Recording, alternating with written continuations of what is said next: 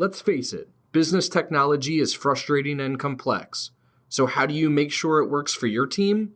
To make IT right, start the discussion at go-domain.com.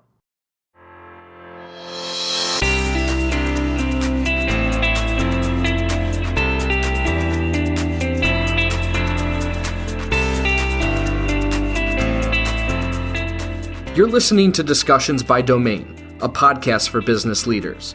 Our discussions may be with people you've probably heard of before, but the majority of our guests are in the trenches, professionals like you and I, with the same challenges and struggles of keeping up in the Northeast. They're implementing strategies, overcoming hurdles. They're leading the fastest growing businesses in our region. My name is Anthony DeGraw, Director of Partnerships at Domain Computer Services, and the host of this show. When I'm not talking with business leaders, you'll hear stories from behind the scenes of Domain and the ups and downs of our own growth journey, as we intend to take over the world. Just kidding. Well, maybe. Let's get into the show.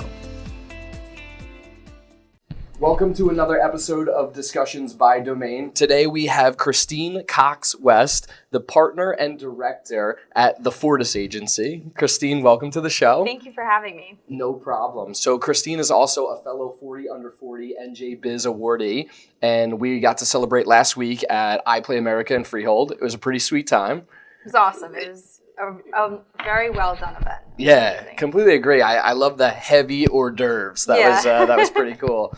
So Christine is going to talk to us today about believing in yourself and the journey of believing in yourself.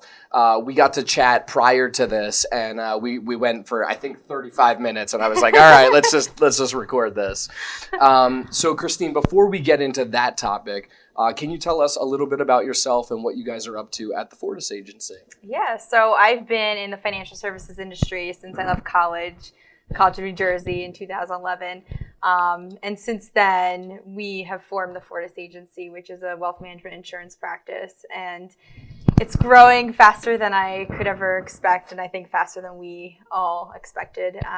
So it's really incredible what we've put together and what we built with the people that we've built it with. Yeah, that's awesome. So let's dive into that topic on finance and insurance. What did you see early in your career within that industry that you knew you wanted to make a change in that industry? Yeah, so there are a ton of amazing firms out there. And what I found is that a lot of firms sometimes have proprietary products, or insurance carriers have their own insurance products that they want to sell, and that certain firms are sometimes incentivizing their advisors and agents to sell specific products. Yeah. So what I wanted to change was have more of an open architecture for advisors so that their clients really are getting the best advice and they're not being pigeonholed into a specific product because an advisor needs to make a certain club or hit a certain number on a certain product. Yeah. So that's really what we've built, is that open architecture so that clients are getting the best advice. And that's really what I wanted to change for not only the clients, but also the advisors. Yeah, and I love that because the more and more I read into that, that's more of like a personal topic for me that I look at on the weekends, right? And you just see how much, it's not corruption, it's just the way they do business and what they're incentivized with. And it's like, how do I trust the advice that I'm actually getting after reading through all of these different things? So, right. Let's continue on with, as you grew in your career, was there any moment where you knew you had what it takes to go out on your own? Was there a defining moment there? Yeah, so I think that in terms of like knowing if you're going to be successful or not, we all have our own self-doubts. I'm a female, so I think I probably have more self-doubts than a lot of my counterparts being in a very male-dominated industry. But what I always believe is that if you work harder than anybody else and you answer those phone calls when clients or other advisors need your help and you really do what's best, pay it forward, you can't fail. Yeah. So I think that for me, I never knew, hey, like, I know at this specific moment I'm going to be successful. It was just that, like, at every moment I couldn't not be. Okay. Because I had to be. If I'm doing all the right things, I'm doing what's best for the people around me, have to be successful. Yeah, that's awesome. What did the transition look like from a highly regulated corporate world into your own firm? And what type of freedoms have you gotten? What things weren't you aware of? But what did that transition look like? Yeah, so there's a lot of compliance in our industry, and for the right reasons. It protects the clients and the consumers. Coming from a large insurance carrier, we had a lot of compliance, and that doesn't mean we don't have compliance now. There are a lot of regulations with what we do.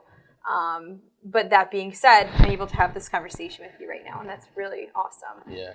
And being attached to an RIA, Registered Investment Advisory, they're reporting to the SEC. So there are a lot of regulations behind that. But that being said, the handcuffs are taken off when you go into an independent model because, like I said, you aren't forced to sell proprietary products. You're held to a higher standard, a fiduciary standard, when you're with an RIA. So our advisors that are attached to the RIA are fiduciaries. So like anything else, there's compliance, but we're able to really do what's best for the client. The advisors are able to actually manage the money that they're working on for clients and do their job the best way that they can, as opposed to some other models where it's really another advisor up in New York City managing the money, and it's a lot more strict with what they can do and how they can help their clients. Gotcha. That makes a lot of sense. So previously, it's like you're kind of just taking in the money, but then it's going elsewhere, and you're not really in control of that. But now there's some insights there. So some firms that are much more strict than I even came from, the advisors are more just taking in orders, and they're not able to do what they're really good at and what they love. Okay. So that's really the model that we built, is that advisors can do what they love, what they're really good at, and obviously the right way. Yeah, exactly. Okay. So you have a few partners in this business, and there's two entities together, right? An insurance and a wealth management piece of the pie. So how did you know that these other partners were the right fit for you, and kind of what were you looking for in them? Yeah. So the principal of the RA, the Fortis Group Advisors that we have a relationship with, he's one of the owners of that firm. And he had been managing a lot of our friends and family's money. Okay. And we really trusted him. We saw what he was building. We were like, this is amazing. This is where we want to be. Yeah. I want to be able to go into a meeting with a client and have him by my side and know that they're in the absolute best hands when it comes to wealth management. And we also wanted to build something that could partner with that and bring full financial services to those clients, because you can't just have the wealth management. You can't just have the insurance. You have to marry them together in a way that makes sense. And I find that a lot of advisors, when they try to do everything, they don't necessarily do everything well. Correct. Right. Yeah. So we formed this specialist model where, listen, he does the wealth management. I don't really want to do that. Yeah. I have my own expertise, and what I'm really good at, he's not. So that's where we came up with forming the Fortis Agency as a partner of the Fortis Group Advisors. And in terms of the four partners of the Fortis Agency, we had known each other for many years, back from the original insurance carrier we all started with. We all went our own ways and found our ways back to each other. That's awesome. And when I had left my previous firm, I joined my husband, who had the relationship with the RIA. And I said, I never want to work for anybody ever again. I want to build this for us and our family and our legacy and the people we work with. And then they approached us, and they had a similar vision. And although at first I was like, if we bring on partners and we join forces, that may change our vision. But at the end of the day, they complement us so well. Okay. And the things I'm really good at, they're not good at. And the things they're really good at, I'm not good at. So I'm really good at working with other advisors in a brokerage capacity, helping them find the right solutions for their clients.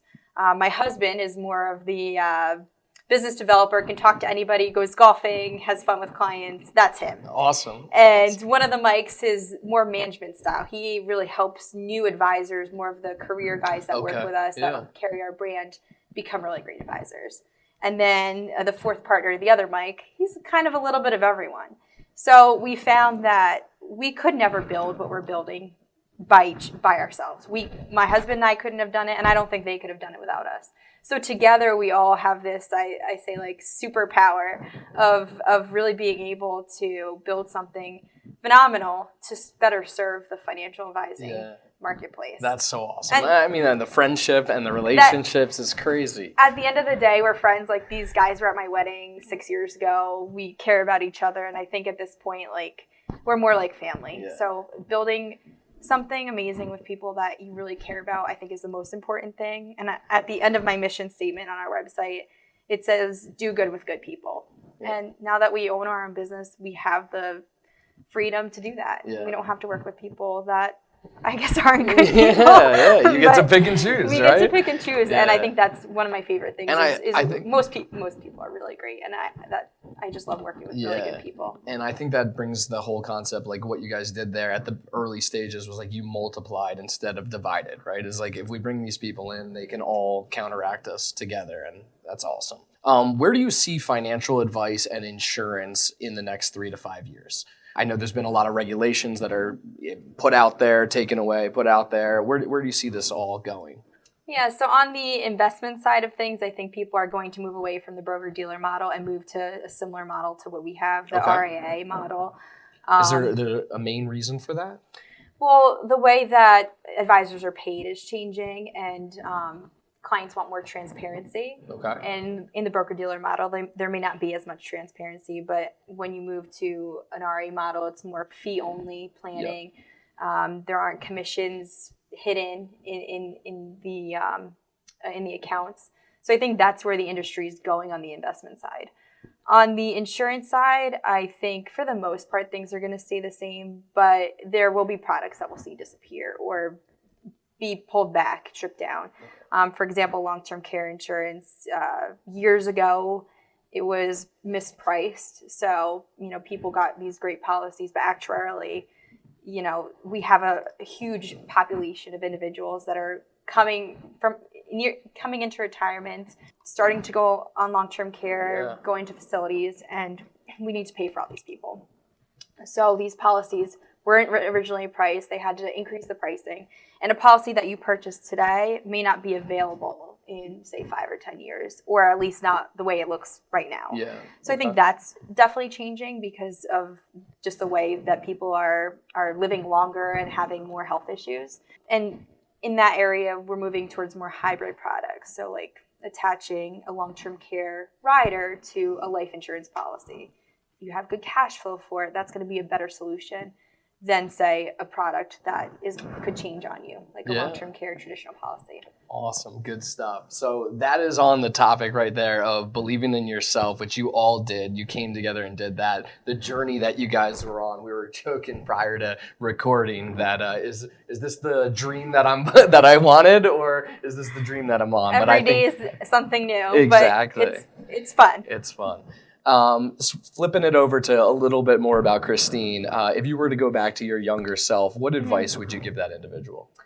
So earlier on in my career, I would have told myself to take bigger risks sooner. Okay. So maybe not right in the beginning of my career, because I gained a tremendous amount of experience in leadership and executive positions and really learning how to do what I do well. But I think a few years ago, I would have told myself, make that jump, take that risk, because I would have been years ahead by now. So I think I'd tell any young person that if they have a good idea, whatever industry it's in, take a little risk, because this is the time to do it when we're young. I like it. I asked this question a little bit differently now, but what book or books have you gifted the most to others because they've made an impact on you or they changed your thought process? But I've now added like any type of media. So this could be a movie, a documentary, it could be a podcast, anything that you were like, wow, this was insightful. So I'm not a huge reader, but I did listen to a podcast on a book that one of my good friends gave, Casey Gosell. She's actually also a 40 Under 40 winner from previous years. She's now an equity partner at Mandelbaum Salzburg, a mom, just an all-around great person. And she now speaks on this topic as well on the book, and it's called The One Thing. And it's about finding what you do really well and sticking to it and saying no to a lot of other things. So after I listened to that podcast, I started saying no a lot more.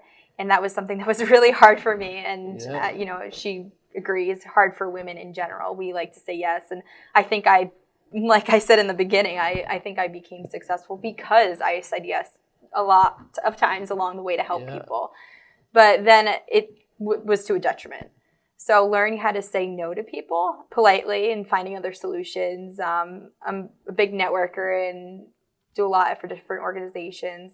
And there's a certain time where I realized that my time could be better spent somewhere else. And maybe it's time for somebody else to get that opportunity in a leadership role or to kind of take over an organization and make it their baby. So learning how to say no, that really has helped me. And the book also talks about, finding the one thing that you're really good at. And what I found mine was working with physicians.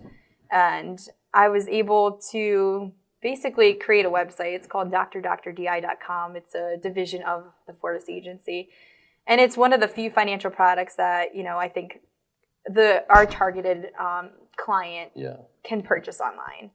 And I get doctors from around the country, physician residents from around the country that log onto my website from all different states. I actually got into a hospital through this. And I found that, I can help a resident anywhere in the country.